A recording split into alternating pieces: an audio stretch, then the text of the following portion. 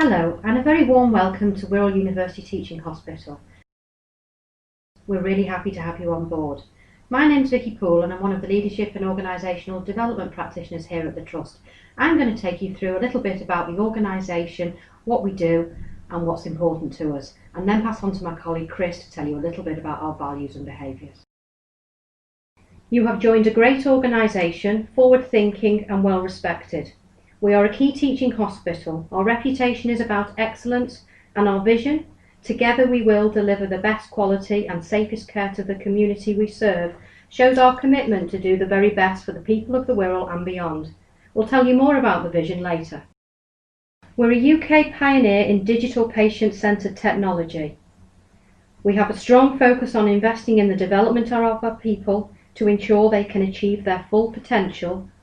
We lead the way in providing further training and career opportunities in every department and at every level of our organisation. From a technology perspective, we are one of the top trusts in the country. Many of you will see this in action as you walk on the wards and through the departments. Looking after our staff throughout their career is really important to us. If it's your first post, you're an apprentice, or you're near retirement, we're here to support you. We're Wirral's largest employer. At any one time, we employ between 6,000 and 6,500 staff in numerous different roles and also in more than one location. Most of you probably know about our Park Hospital, our main site, which has the emergency department. But we also do work at Clatterbridge Hospital, lots of elective and day cases, and also at St Catherine's and Victoria Central, bringing the services to the place the patient needs them. We also provide a range of growing outpatient and laboratory services from community locations throughout the Wirral. Again, this is something most of you may not realise. Our laboratories named Bassendale are situated in Bromborough, close to the retail park, and run on a shared basis with the Countess of Chester. Other shared services that you may encounter are our pensions and payroll services, also based at the Countess. As I said earlier, we are a very large organisation. So how are we structured? Our board of directors are headed up by our Chair, Sir David Henshaw, and Chief Executive, Janelle Holmes. You may see David and Janelle throughout the organisation as they often walk around to meet with staff and talk to them about their experiences. Sir David and Janelle are supported in their work by a board of directors. Here you will see their pictures and titles written down for you. Again, all our directors are readily available to speak to staff on numerous occasions and are often seen out and about. Make sure you find out who the director is who's related to your role or your department. The non-executive directors sit on the board with the directors. The role of the whole board is to set the strategic operation of the organisation. The non-executive directors support the roles of the directors, often bringing skills from other organisations, both public and private, and often additional knowledge and challenge to discussions. Now let's look at the structure underneath the board. The Trust is divided into 5 divisions. These are 5 large departments which make up the organisation. The 5 divisions are Medical and Acute, Surgery, Women and Children's, Diagnostic and Clinical Support, and Corporate. You should be able to work out which of the 5 divisions you will work in. If you aren't sure where you fit in, please ask your line manager as part of your local induction. For example, Medical and Acute also includes the emergency department, surgery includes theatres, and women's and children's includes maternity. Corporate services are our support services such as finance, HR and hotel services. Wirral University Teaching Hospital is hugely supportive of staff and wants to engage them in all the activities that we do. A good working environment for our people means better care for our patients. Here at Wirral Hospital Trust, we know the value of looking after our staff and know that means they're better able to care for the people that they're looking after. We are one of very few organisations who open up our NHS staff survey to every member of staff. Once a year, usually in September or October, a staff survey is sent to every member of staff, either via email or via paper copy. I encourage you all to fill in this because it's in this way that we know what all staff think of the organisation, what we do well and which areas we need to improve. Early on in the following year, we published the results and encouraged staff to actively become involved in any changes and results that have come through. We're always looking at new and exciting ways to engage staff opinion to make Wirral University Teaching Hospital an even better place to work. As a new member of the Trust, you may see or do things that you think could be done better or differently, more efficiently perhaps. Please feel free to speak up, tell your manager and tell your colleagues. We're really keen to know and work with new people to find out what we could do better. A healthy workforce means everything to us, whether it's staff, students or volunteers. We have a dedicated health and wellbeing manager as well as a dedicated occupational health service. Our occupational health service is based at Clatterbridge at Elm House. Some of you may have already visited them as part of your pre-employment checks. We run various health campaigns throughout the year, for example our flu campaign in late summer and early autumn.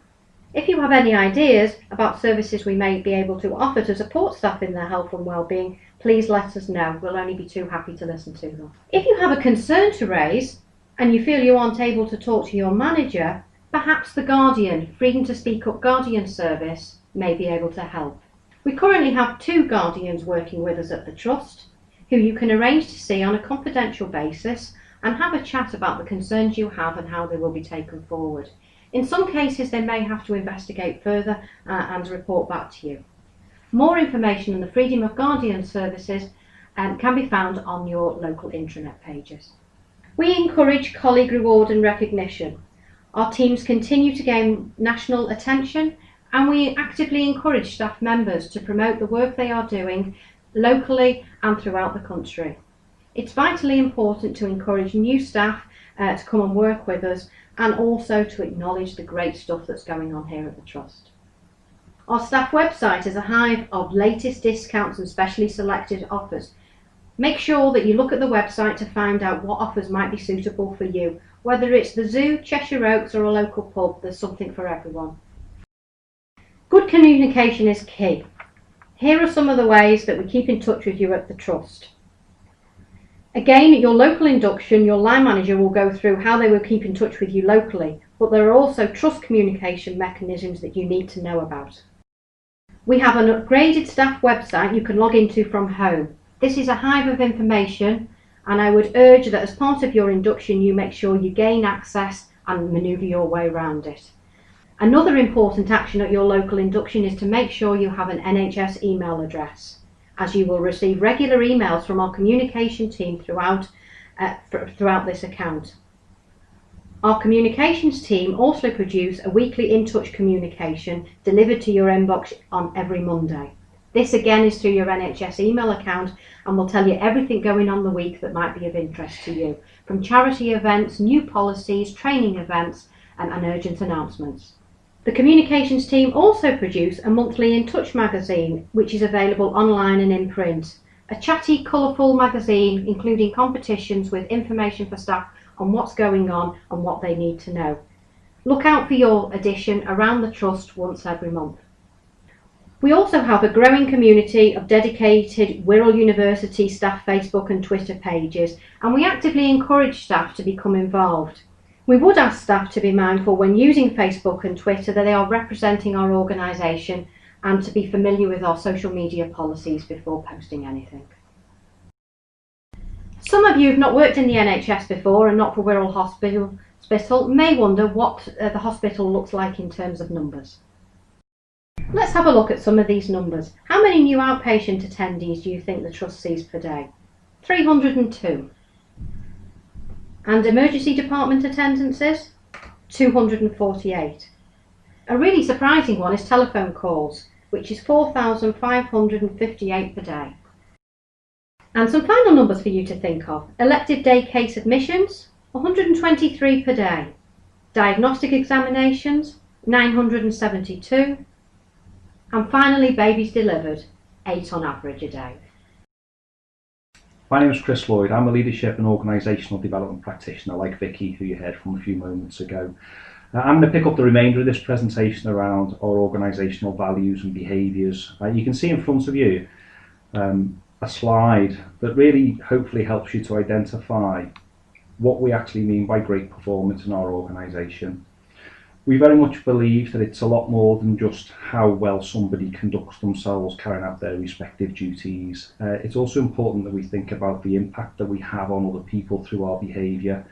So in short, it's saying that whilst it's really important to be great at the job we employ people to do, that's not enough in our organisation. We need people to be not only great at what they're employed to do, but conduct themselves in a way that creates the right conditions for other people to be great at what they do too. If you've ever worked with someone that you'd regard as highly skilled and competent, but behaved in a way that caused upset or frustration or anxiety, you'll know what kind of impact that had.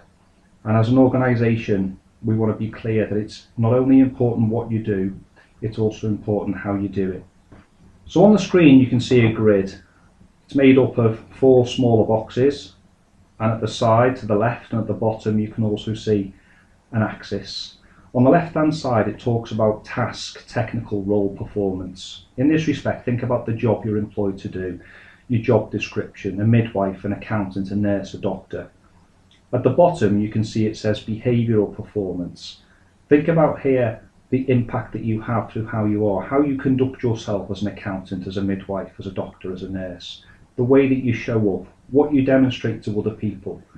As an organisation, we're saying those 2 things, both the task and the behaviour, are an inseparable mix of importance. It's not enough to just be great at what you do if you behave in a way that doesn't create the right conditions for other people to be great at what they're here to do. Nor is it enough to be fantastic to work with, but not as effective in the role as we need you to be. We see both as equally important. Not one above the other, not one in preference of the other, but both as a joint entity. The NHS is a huge organisation. We employ lots of different people in lots of different roles, and every role is as important as the next. We just provide patient care in a different way. So what we expect a nurse to do is going to be different from what we expect a porter to do. We employ people for different reasons. But with regards to how we expect people to behave, well, that standard's the same. We should expect the same standard of behaviour irrespective of the job you're employed to do. So our behaviours are wrapped up in something called our organisational values, which we'll talk about in a moment. And in short, our values are for us all, from everybody from our chief executive through to volunteers and everybody that works in between, irrespective of how long you've been here, your level of seniority. Our values and our behaviours for each and every member of staff. Alongside those 2 scales, you also see low and high. So if you look at the scale on the left hand side, where it relates to task and role, this is talking about how well or how effective somebody is in the job they're employed to do. So think about the job you're here to do. Think about why you've come to work for Wirral University Teaching Hospital. This is looking at how effective somebody is. The scale at the bottom looks at their behaviour, how somebody conducts themselves. The scale at the bottom is not a nice and nasty scale. The scale at the bottom is an appropriateness scale. Whilst there's always room in organisations to be more respectful and kinder, it also means that we have to have the courage and the bravery to challenge what's not right in an organisation. If you've ever worked for an organisation where it didn't feel okay, you'll know what kind of impact that had on you. It affects confidence and it affects competence. We're not able to do the job to the best of our ability because we spend time worrying about working with people whose behaviour is challenging. Our organisation is saying we expect people to behave in the right way that's aligned to our values, and we need people competent in the role that they're employed to do. And of course, as an organisation, we'll support people to be the best that they can. But we do have standards, and it's a responsibility of each and every one of us to make sure that we meet them, not just in regard to how we conduct ourselves in our respective duties, but also how we behave, how we show up in work, what we bring to the work environment. If we look at the grid and we look at the bottom left-hand box, this is representing somebody that is not as effective in the role as we need them to be, and perhaps behaves in a way that doesn't have a great impact on others. Just think for a moment, have you ever worked with somebody that you might say would be in that box? And if so, what impact did they have? How did it feel to work with them? What was it like knowing that you were on shift with that person? Were they able to do the job to the best of their ability? Were they providing the right environment for you to be able to do your job to the best of your ability?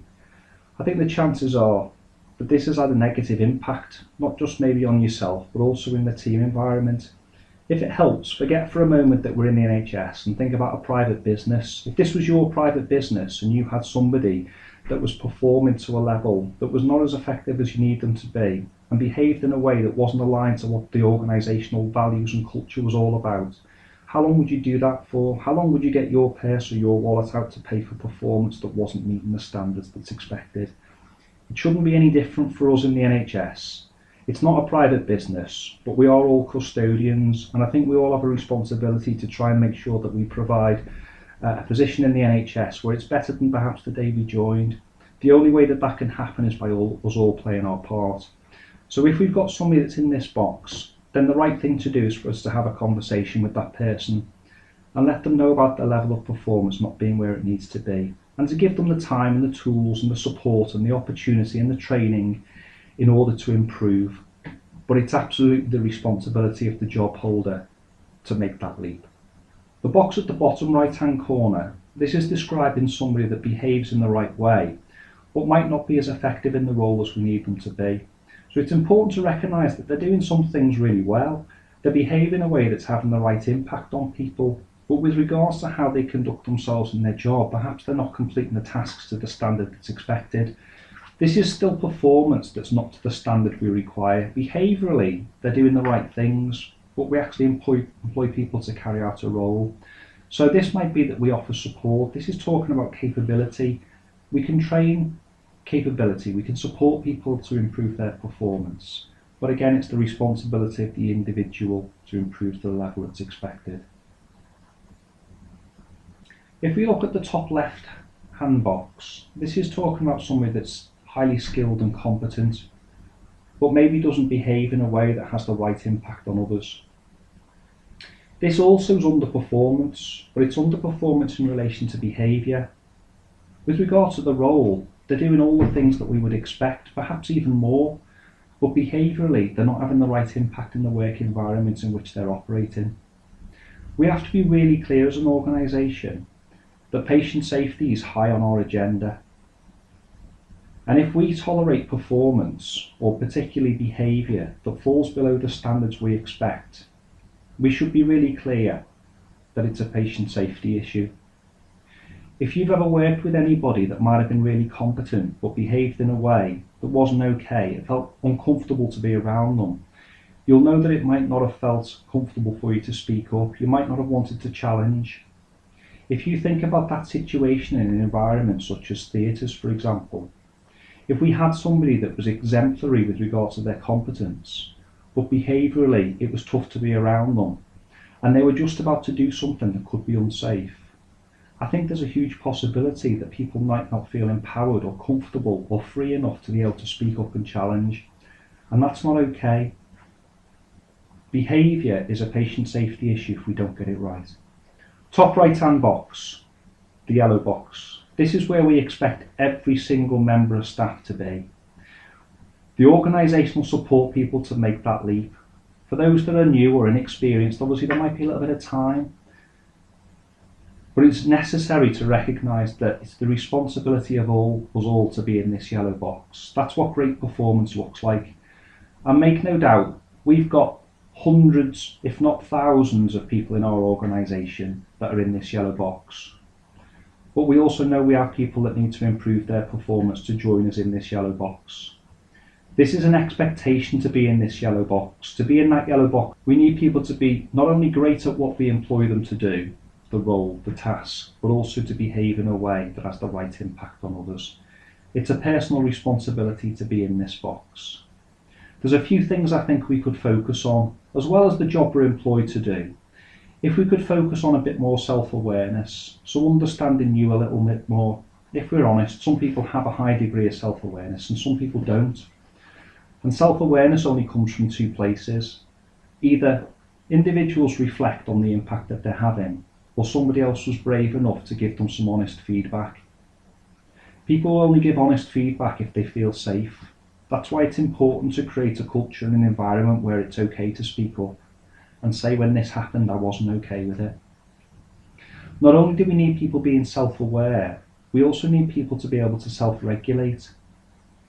So this is saying, I understand the impact I have on people, I care about the impact I have on people, and I see it's my responsibility to do something differently if I've made a mistake. And we've all got the capacity to hurt people's feelings through our actions, but we've all got a responsibility to try to do the right thing. If we could have some more humility, where if we get it wrong, we say, I'm sorry, I made a mistake, it was my fault, how do we look at making this better? And I think the final thing is that we need people coming into work with a positive attitude to the role that they choose to do every day. For people to be enthusiastic about the role. Working in the NHS is challenging, it's tough, there'll be days when it's more difficult than others, but we make a choice to work here every day. And we've got a responsibility to make sure that the best version of us turns up every single day, because it makes a difference to the patient care we provide, and it makes a difference to the people that we work with. Looking at these 4 boxes, it's important for you to recognise that as an organisation we expect you to be in the yellow box, and we'll support you in any way that we can to help ensure that people are there. But it's a responsibility to be there. Anything less than that yellow box is underperformance for different reasons. So what are the behaviours we expect from people? Well, our behaviours are wrapped up in our organisational values. Not too long ago, we did a big engagement piece of work that Vicky would have referred to earlier, where we asked people what they wanted to see in our organisation. We engaged with the whole organisation, gave every single person the opportunity to contribute, and asked 2 simple questions. What behaviours do you want to see, and what behaviours do you not want to see in this organisation? And through lots of different conversations, that allowed us to identify our organisational vision, our organisational values, and their underpinning behaviours. The first thing you can see here is our organisational vision. Together, we'll deliver the best quality and the safest care to the communities we serve. This, if you like, sets out the direction. We only achieve on that if we all play our part in making it happen. To play our part, we've got to see that we're not only resourceful, but we're also responsible for doing our jobs to the best of our ability. We can expect support, but the responsibility to deliver on that sits with each and every one of us. We have 4 organisational values. All of them are equally as important. One isn't more important than the other. Our 4 values are caring for everyone, respect for all, embracing teamwork, and being committed to improvements. We'll look at each one of these in turn. The first is caring for everyone. And by everyone, we mean everyone, our patients, our relatives, our visitors, our colleagues, but also ourselves. For us to be able to provide the best possible level of care to our patients, we need to make sure that we take care of ourselves. This is asking us to be mindful of our own well-being. Some of the behaviours that underpin caring for everyone: acting with kindness, compassion and empathy with everyone you meet, being friendly, welcoming, approachable, remembering some of the simple and maybe smaller things like a greeting and a smile, and considering the difference that can make. Acting with more kindness in an organisation, there's always more room for that. Being considerate of the needs of others, listening to ideas, opinions and thoughts and the feelings of other people, including patients in the decision making about their care, taking personal responsibility and accountability for the care that you deliver. This is really saying it's our role and we're responsible for it. The next is respect for all. Honesty and openness, being honest and open, including honesty about what we can do and what we can't do. Making sure we conduct ourselves in a polite and professional way with everyone, that we introduce ourselves by name, we remember some of the smaller things like pleases, thank yous and I'm sorries. Listening to patients, families and colleagues, respecting the differences of people including cultural and individual differences, and ensuring that we treat people in a way that we'd like to be treated ourselves, and ensuring that we provide a culture where we tackle behaviour that falls below the standards we expect in our organisation. The third is embracing teamwork, making sure that we consider teamwork not just within our immediate teams, but also the wider team. We're all here to provide the best possible patient experience that we can. This is about considering how we work not only within our own teams, but also across teams to ensure that we provide the best possible quality of care and experience for our patients, our families, our carers and our colleagues. Making sure that we communicate effectively within teams, considering how we have those discussions, making sure that the information is available to people irrespective of what time of the day or night that they might be in work, recognising and valuing the skills that everyone contributes. We're all here for the same reason. We just provide that patient quality in a different way. We need to make sure that we support colleagues within the team when it's needed. This is saying, can I help, and offering help where it's possible and where we can. Engaging in opportunities to develop and help grow the team. It's a responsibility to each look at our respective roles and think, how can we do that better? Our fourth value is being committed to improvement. This is really saying that right's only right until a better right comes along. This is asking us to each take a critical eye to what we do and think about how we could do it better, how we could do it more cheaply, how we could do it more effectively while still raising the bar in terms of quality and safety. Actively seeking new ways of working to enable improvement. Working together to improve the service that we offer for our patients, our families and our carers. Taking responsibility and ownership for things that need to improve and not leaving tasks for another person. Being positive and open and receptive to change and improvement. The NHS is an organisation that is constantly needed to change in order to provide the patient experience that's required. And making sure that we celebrate the achievements. This is a fantastic organisation to work for. It's important that we bang the drum for the things that we do really well. This final slide just brings the 4 organisational values and their underpinning behaviours together on one slide for you. If I give you time. This is your palliative and end-of-life care induction. What is palliative care? Palliative care is a multi-professional approach which looks at the quality of life of patients and their families facing the problems associated with a life-threatening illness. This is through the prevention and relief of suffering by means of early identification and impeccable assessment and treatment of pain and other problems, physical, psychosocial and spiritual. We also work very closely with our chaplaincy team here within the hospital. They support spiritually and will offer guidance regarding different religious needs. We have an adult, palliative and end-of-life care strategy, and our ambition within that strategy is to make palliative and end-of-life care as good as it possibly can be each and every time. By working together, we will provide care that is well planned, compassionate, holistic and focused on continually meeting the needs of the individual and those closest to them.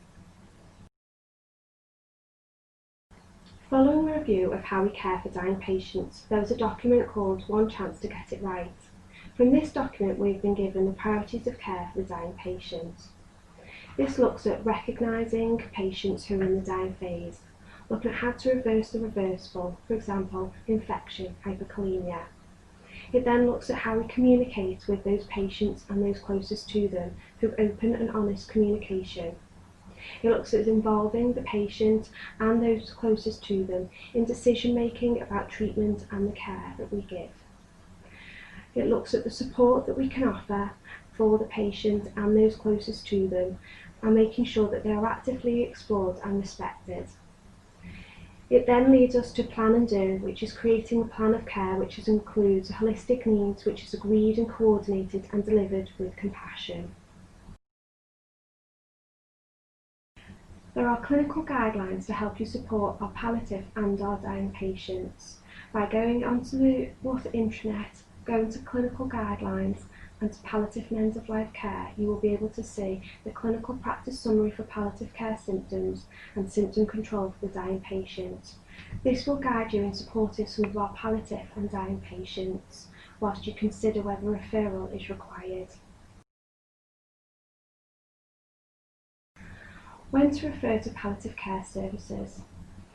Please refer to us if there is any complex symptom control, physical and psychological support is required, to support with care for dying patients. Also, if the patient requires admission to our supportive care unit on Ward 30, we have designated palliative care beds that are available on Ward 30. Also, if perhaps a hospice referral is required, you can contact the team. We look at advanced care planning. We also support with complex discharge planning alongside IDT. refer to the team, it is an electronic referral through Cerner Millennium by following orders, referrals, refer to palliative care inpatient. Follow the links there and that will send through a referral to our team. We are contactable through the telephone and the extensions can be seen on screen, but please feel free to drop into the office as well, which is situated at the centre of the second floor by the junior doctor's mess. We do have a payer line which can be utilised out of hours between the hours of 5 and 9 AM, and the contact number is 0151 343 9529, and this is professionals seeking that extra support out of hours. Thank you. We have a power note on Cerner which enables us to adhere to this guidance. Power note is called Care in the Last Days to Hours of Life, and this is an example of how it looks on Cerner. You can follow the steps on the right hand side of the screen which will help you to get to the Care in the Last Days of Life power note. We also have a nursing care plan which can be obtained through interactive view, and that also will guide you through caring for our dying patients.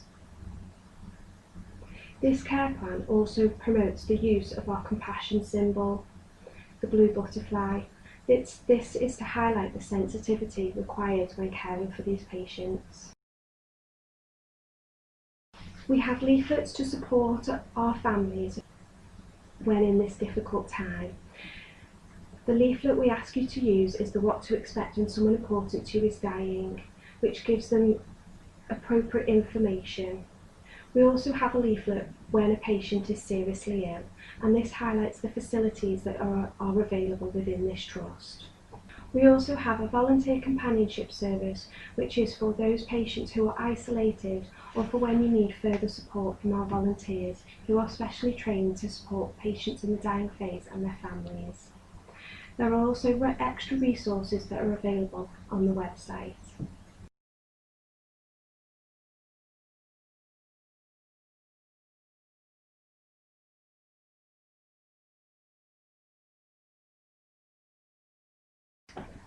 Safeguard and induction training. This training is to provide training to all staff to ensure that they are aware that all healthcare organisations have a duty outlined in legislation to make arrangements to safeguard and promote the welfare of service users. This includes patients, visitors and staff. Within this organisation, we have a mission statement that the safeguarding team aims to support all trust staff in contact with patients to recognise, report and prevent the abuse of vulnerable adults, children and staff through raising awareness, providing appropriate training and investigating all allegations of abuse. This induction will give you a brief outline of safeguarding. You will receive further training which will be directed by your manager. Within the safeguarding structure, you will see that we have many professionals within the team. We are led by the Executive Lead for Safeguarding, which is the Director of Nursing and Midwifery. We also have named doctors for children, a named nurse for safeguarding for children, named midwife for safeguarding, and we also have a named nurse for adults. We then have practitioners which sit below us, and then we also have some administration staff. However, if you require any advice, please contact the team internally on extension 8915 and you'll be directed to the appropriate practitioner. You need to remember that anybody could be a potential abuser. That could be a patient themselves, it could be their carer, it could be a relative, child or partner, friend, professional or volunteer. Anybody who's in a position of trust could potentially be an abuser.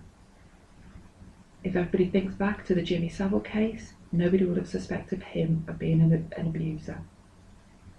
That led to an investigation which led to changes, such as implementing the VIP chaperone policies. Lord Laming, in his report upon the death of Victoria Climbié, recognised that those who take on work to protect children at risk of deliberate harm face a tough and challenging task, because in every judgment they make, staff have to balance the rights of a parent with that of the protection of the child. Staff also need to remember that children within the eyes of the law refers to anybody with up to their 18th birthday. Within this organisation, children who are admitted to the children's ward will be up until they're 16 years old. On adult wards, you will have children aged 16 and 17, and they need to, under the eyes of the law, to be treated as children. Staff also need to be aware of concerns relating to child exploitation. As you can see from the slide, there are plenty of triggers which may indicate child sexual exploitation or child criminal exploitation. If staff have concerns, please contact the safeguarding team or children's social care or EDT of out of hours to discuss further on what the next appropriate actions will be. Domestic abuse, defined by the government, is any incidents or patterns of incidents of controlling, coercive or threatening behaviour, violence or abuse between those aged 16 or over who have been intimate partners or family members regardless of their gender or sexuality. Within this organisation, anybody over the age of 16 should be asked the routine domestic abuse inquiry questions. If a member of staff or a patient makes a disclosure regarding domestic abuse, you have a duty to request what they would like to do next. If that person is 16 or 17, you also need to ensure that you inform children's social care to ensure that they are also protected, because as said previously, children under the age of 18 need to be protected. As an organisation, we have a mandatory duty to report cases of FGM to NHS. We also have a duty to ensure that anybody who has had FGM or is at risk of FGM are offered the relevant protection. FGM, female genital mutilation, is also known as female circumcision. If somebody does not speak English as their first language, FGM may also be known as different terminology. It is illegal. If anybody is identified as having FGM, the appropriate support needs to be offered to them, and if there are any females under the age of 18 that live within their home that could potentially be at risk of FGM, then the relevant referrals need to be made. Again, contact the safeguarding team to ask what you need to do next. Honour-based abuse or honour-based violence is a violent crime or incident which may have been committed to protect or defend the honour of the family or community. Crimes committed in the name of honour may include domestic abuse, forced marriage, FGM, threats of violence, or being held against your will or taken somewhere that you do not wish to go, physical assault, or ultimately death. If you have got concerns about somebody who may potentially be a victim of honour-based abuse, do not discharge that patient until you have sought further advice. Forced marriage. There is a clear distinction between forced marriage and arranged marriage. In an arranged marriage, the families of both people take a lead role in arranging the marriage, but the choice ultimately lies with the two people that will become married. They consent to this marriage. In forced marriage, one or both parties do not consent to the marriage and are coerced into it. There may be risk of further abuse if they do not continue with the marriage. Again, if a patient makes a disclosure of forced marriage, you need to act appropriately and seek further advice. You need to be aware that every adult also has a right to be protected. They have a right to respect, dignity, privacy, equality, and a life free from abuse. Unfortunately, we have a continuing, growing number of reported adult abuse incidents. And similarly, as we said before, anybody could abuse an adult. Those that are deemed more at risk are those who may have health or social care needs, who may be at risk or experiencing harm or neglect, or are unable to safeguard themselves as a result of their health or social care needs. The Mental Capacity Act is a vital, important piece of legislation, and it is one that makes a real difference in the lives of people who may lack mental capacity. This empowers people to make decisions for themselves where possible by providing a flexible framework. It also allows staff, if they deem a patient to lack capacity, to be able to act in their best interest. However, a capacity assessment does need to be complete if you suspect a patient does not have capacity to make a decision regarding admission to the hospital for treatment and care. This must be documented as well as completing the best interest. If you deem your patient lacks capacity, you then need to apply for a deprivation of liberty safeguards, as if we don't do this, we'll be breaking the law by treating people and admitting them to hospital because we are not then acting in their best interest. The deprivation of liberty helps to ensure that the patient's own best interests are protected to ensure that they are free from harm. A deprivation of liberty is also known as a DOLS. Prevent is a national strategy that seeks to stop people becoming radicalised and support violent extremism. If staff have any concerns in relation to this, please contact the safeguarding team who can discuss this further. This is taken seriously and needs to be handled appropriately, and if necessary, specialist advice will be sought. Within our organisation, we have a learning disability nurse who is available to offer additional support. We need to ensure that we are able to support our patients with learning disabilities in the correct way, so that we're able to offer them time, communicate effectively, support their carer, offer the correct environment and physical support, and ensure that their health passport has been completed. For further advice and support, contact the safeguarding team.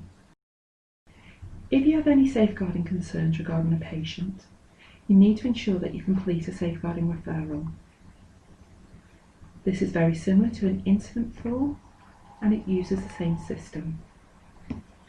Within Cerner, you click on the safeguarding button, which is on the top right hand side, or you can directly access the Ulysses system. When you access the system, you need to click on Safeguarding Referral. Complete all the relevant boxes, ensuring that you put the patient's name, details, MRN, date of birth, etc. Please ensure you put as much information on there as possible so that we are aware what the safeguarding concern is and can ensure that we act appropriately for the patient. If you need to make a referral through to social care, whether it be children's social care or adult social care, these forms can be found on Cerner within Ad Hoc. Once you've gone into Ad Hoc, select Safeguarding and then select Multi-Agency Referral Form Child or Multi-Agency Referral Form Adult. Please remember that if a patient lives out of area, do not complete a Wirral social care referral form. Contact the area that the patient lives in. Within Cerner, we have safeguarding alerts. These will come up on the top banner bar that will say Safeguarding on the left-hand side. To see full details of what the safeguarding alert is, if you click on Problems and Diagnosis, you will see on the bottom box what the safeguarding concern is. Please remember that all healthcare organisations have a duty outlined in legislation to make arrangements to safeguard and promote the welfare of service users, and this is your responsibility regardless of your role.